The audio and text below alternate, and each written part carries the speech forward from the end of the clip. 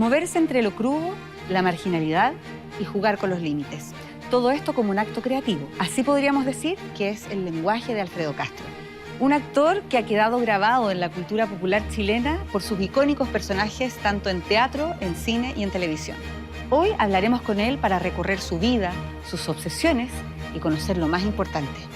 ¿Quién es Alfredo Castro?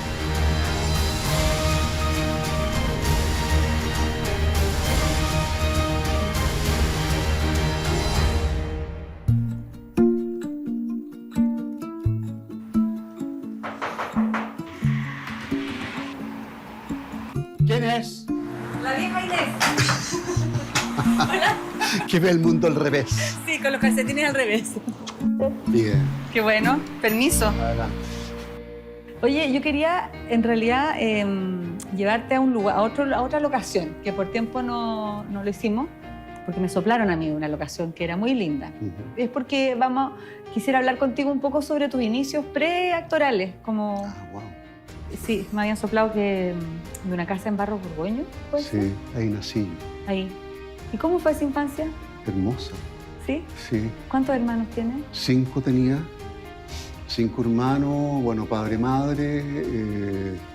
Toda una logística familiar muy típica de aquel Chile que ya no existe.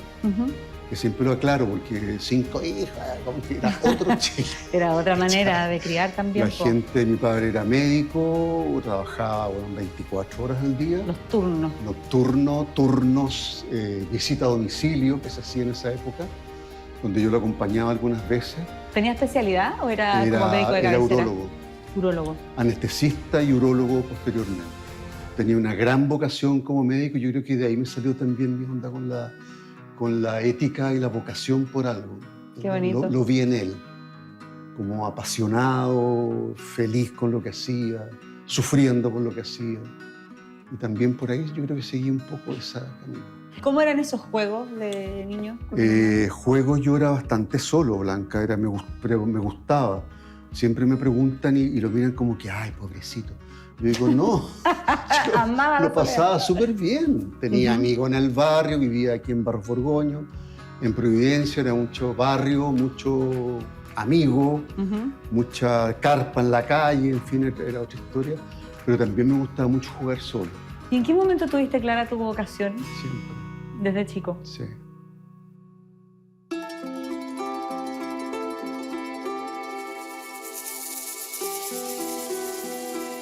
Cuando yo era adolescente se veía mucho teatro en televisión, con grandes actores que uno veía, entonces pantomima o veías cuentos de terror. Y después yo empecé a ir al teatro con mi padre, me llevaba al teatro. Iba a ver a Neuswander en la Casa de la Luna, que quedaba ahí en Las Tarrias, que era un lugar precioso.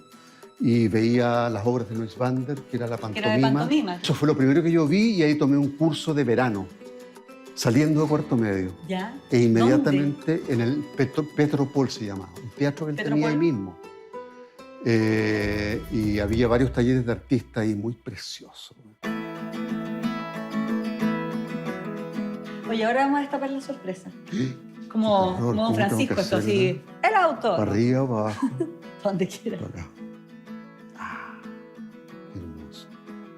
¿Esa es la primera obra que hiciste? La primera obra de la vida. Muéstrala ahí para la tela color. ¿Y quién ahí actuaste? Yo aquí actuaba, hacía el adolescente, esta obra es basada en un hecho real.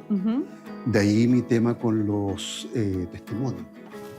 Porque es basado en un hecho real de un joven que en Escocia o en Inglaterra dejaba ciego a unos caballos con un punzón. Entonces toda la reconstitución de escena de por qué ese chico adolescente de 14 años dejaba ciego a esos caballos. Entonces lo llevaba a un reformatorio, después al psiquiatra. Y era todas las sesiones con el psiquiatra, que era Sergio Aguirre, un actor maravilloso que ya no está con nosotros. Y yo me bancaba toda la obra, por 2 horas 20. 2 horas 20. Ya no se hace teatro de esa longitud aquí. No. En Chile no, por lo menos. Con un desnudo frontal absoluto de más de 20 minutos al final de la obra. Esta fue la locura, esto ensayamos 3 semanas. Plena dictadura, ¿o no? Como... Plena dictadura, con Eugenio Guzmán, otro gran director, olvidado en este país, por supuesto, que dirigió casi todos los Shakespeare que se hacían en Chile, en el Internacional y en la Católica. Llegamos al estreno, Y de repente terminó la primera función con público invitado para pasar la obra y yo sentí que retumbaba el Teatro Carmelo Enrique. Dije, concha y madre, está temblando. Y miraba y de repente cacho y era la gente que estaba pateando el suelo, Blanca. Ah, sí, De pues. alegría. Qué bacán. De aplauso y alegría, eran puros estudiantes de todas partes. Oye, ¿y los carabineros llegaron a una función? Llegaron a una ¿Por qué? función después porque yo ahora voy a interpretar a José Toribio Merino Castro, de la Junta Militar. En ese momento la esposa de este hombre, Margarita Riofrío de Merino, creo que se llamaba, Yo no sé. una señora muy señora que tenía muchas fundaciones, esta señora.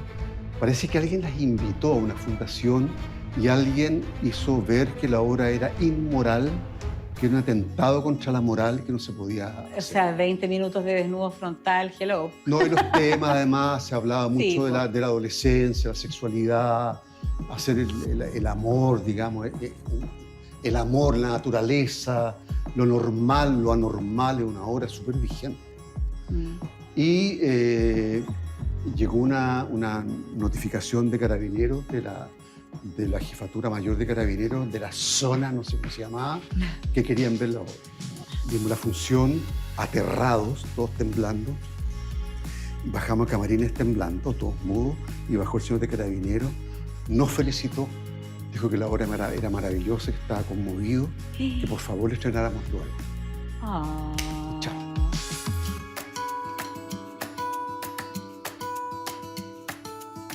Yo hice La Manzana de Adán el año 89, Sí. que fue mi primera dirección. Le hicimos en una casa abandonada aquí en la esquina, en Capellana Barzúa. El dueño de la casa, que fue muy amoroso, muy amable, vio la obra, casi se murió y nos sacó para afuera. Y nos fuimos a la Quinta Normal con Willy Odó Quilapayún, a quien le rindo honores siempre, porque él nos abrió las puertas de la Quinta Normal, que era un centro cultural que él dirigía. Y el 99 o el 2000, el 2006, este teatro Se construyó. porque ahora cumplimos 20 años. Qué increíble. Ahora. Abrí este teatro. Pasé por acá, iba a arrendar esa casa donde había mucho La Manzana de Adán, y pasé y decía, fuera se vende y se arrienda acá. Y dije, pare, le dije al taxista. Y vine, bueno, le pagué la carrera, miré para adentro y se veía su oficina y llamé al teléfono. Y el gallo me dijo, voy para allá.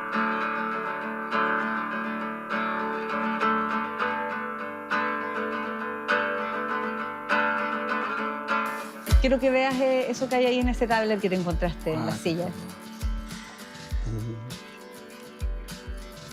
¿Usted sabía que el general Pinochet tiene ojos azules? La escena de Tony Manero. ¿Eh? Pero mírala tú, pues mírala tú. Claro. Tanto mapuche que hay. Claro. Esta escena es increíble. Porque yo he acompañado mucho esta película ha estado en muchos festivales y esta escena, En que le pegas a esa señora. esta escena todo el mundo salta en todas partes. Es que es muy violenta. Es muy violenta. Es muy violenta. Muy violenta. A la actriz, la Maite Fernández, que era una maravillosa persona y actriz, le decía, ¿qué hago? Le decía, no soy capaz de pegarte. Me decía, pégame. Entonces le hacía así, Pablo me decía, Alfredo, tenés que pegarme. Decía, Pablo, no puedo pegarle. Finalmente ella me dijo, pégame, y le pegué con mucho cuidado. Y después, tú sabes, en pos se pone el sonido y todo. Claro. Pero la gente no Para que deja de suene como que el saltar golpe en fue esa muy escena. fuerte.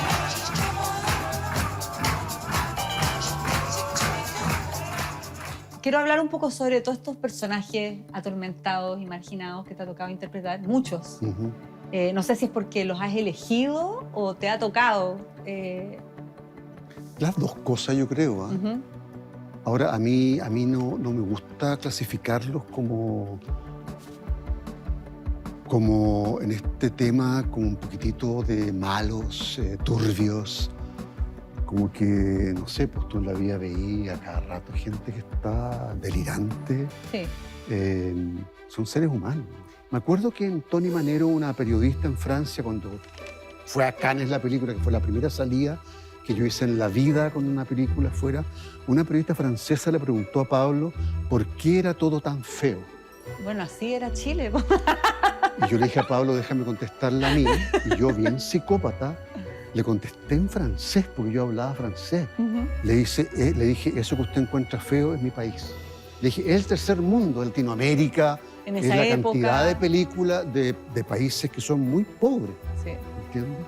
Y esa es nuestra estética, que no le gusta a usted, problema suyo. Solo en la plaza tu arte campea. Nadie en el ruedo. Oye, y cuando hiciste La Loca del Frente, en algún momento tú dijiste que Lemebel te había pedido hacer ese personaje. Sí. ¿Esto fue antes de que existiera el proyecto de la película? Mucho antes. ¿Cómo era tu relación con él? Pésimo. ¿Por qué? Porque él me encontraba en mí todo lo que él odiaba. Claro, la cosa Un burguesa. burgués, acomodado, en fin, que trabajaba en televisión, era como todo lo peor que le podía pasar. Y de verdad, yo vivía aquí en Bellavista y él también vivía en Bellavista. Y yo, cuando nos encontrábamos, él se cambiaba de vereda y me gritaba pesadeces. ¡Ay, ahí va el actor! El huevón de la tele, el galán, como que puras huevas así muy antipáticas. Un día la Skármeta, la Giovanna Skármeta, que era su agente o Sí. su asistente, me llamó por teléfono y me dijo, Pedro quiere verte, está en tal bar en Bellavista, en Las Tarrias, y quiere hablar contigo. Y dije, madre, fui aterrado, güey. ¿Qué me quiere va a decir? hacer? ¿Me va a escupir? ¿Qué me va a hacer? Y fui y estaba con un chico precioso, un director italiano, increíble, guapísimo, abrazado de él, habían tomado mucho, y ahí me dijo, yo quiero que tú hagas La Loca del Frente. El único actor que la puede hacer eres tú. Después, Sí, pues él después- me invitó a la radio, Ya, Radio Tierra. Radio Tierra, su programa, Ajá. y me llamó por teléfono, y yo le dije, bueno, ¿para qué me invitas si te caigo pésimo? ¿Qué me vaya a preguntar? No quiero hacer el ridículo, weón, ¿para qué? Pero uno termina mejores amigos con esos encuentros, ¿no? Sí, porque me dijo que mi mamá te ama, porque ve todas tus teleseries. Oye, yo creo que Le dije, él... ¿sabes qué? Por tu mamá voy a ir. Cuando hicimos La Historia de la Sangre, Sí. él publicó una crítica en la revista Cultural que era un horror. ¿Qué dijo de Historia de la Sangre? Que yo era un nazi revenido, ¿Nazi revenido? que me sentaba en el tabil a diseccionar cadáveres de gente pobre. La vas a encontrar por ahí si la googleas. Y le decía a la Francesca, este weón escribió y es horrorosa, pero está escrita como los dioses. me dijo. La tengo guardada, me De más. encanta. Pero son esas rupturas que son en el fondo súper amorosas también. Claro. Son disputas que finalmente se dan más en la literatura y en las artes visuales. en Chile. Claro, como entre Que se artistas, sacan entre la artistas, mierda entre ellos y finalmente, puta, se aman. ¿cachai? Claro. Porque hay respeto por la obra. Pues, yo Sí. también trabajaba como animal. Sí.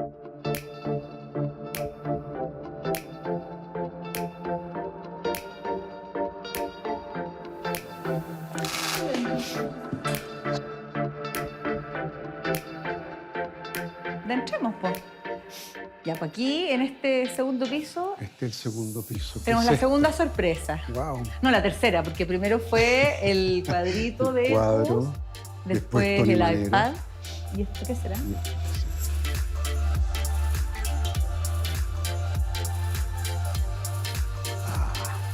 ¿Quién es este? Este es Manero, ¿no? No, No, este es... qué bueno, es Laszlo California. Es que justo Laszlo te quería decir California. que se Mira. parecía en el vestuario de Tony Manero, el de Laszlo Sí, pues, California. Laszlo, un amor. ¿Qué significa esa etapa de esos personajes en tu vida? A mí me invitaron a mi colegio, al Kent, donde yo estudié desde quinto hasta primero medio. Me invitaron la semana pasada, el viernes, y me regalaron mi ficha de haber ingreso al colegio, y un chico que quiere estudiar teatro me preguntó por qué era importante esa época. Yo lo dije porque políticamente fue muy importante, Claro que sí. porque hacíamos teleseries donde se mostraba ese Chile que nadie conoce. Mm. ¿No te acordás? Y en el norte, en las salitreras, tuvimos que estudiar lo que pasó en las salitreras. Nadie sabe que en Chile había esclavos chinos, peruanos, gente de raza negra, migrantes, Ujú. explotación, prostitución, en fin, todas las temáticas que trabajamos en el sur también. Sí. Entonces la gente aprendió a conocer Chile. Estudiábamos 2, 3 meses aprendiendo romané, aprendiendo, se llama, pascuense, Sí. bailando. Este personaje todo. era Este delicioso, personaje era puro increíble. goce, ¿o no? Sí. Era un personaje, yo creo que de Sí. los menos, o sea, pese a que era muy dramático, porque los gitanos Sí. son de emociones extremas, ¿no? Pero era un personaje que fundamentalmente lo pasaba muy bien, ¿o no? Exacto. Sufría muy poco el Afro Muy California. poco. O sea que no me vaya a ayudar, Yolanda. Vaya a dejar que este pobre gitano pierda lo más preciado en la vida. ¡Gitano tonto! Yo le agradezco infinitamente a Vicente Sabatini porque estas teleseries fueron todas de él. Ujú. Y fue él que abrió esta historia, digamos, porque las teleseries fueron 10 años, increíble, pero yo llegué a un punto en que ya, no más adelante de esto, en TVN, yo empecé como a dudar un poco dónde estaba, porque me empecé a enfermar, Blanca. Mm. Me empecé a enfermar físicamente con muchas tonteras y ya las últimas dos en televisión estaba muy mal. Mm. Andaba enojado todo el día, no me gustaba ir, me hacía pésimo ir a filmar. Dije, ¿para qué? Sí, pasa de repente eso. porque- ¿Para qué? ¿Para qué? Haciendo sufrir al resto y sufriendo yo. Y me fui. Hice una cuestión muy penca que fue retirarme de un set, Mm.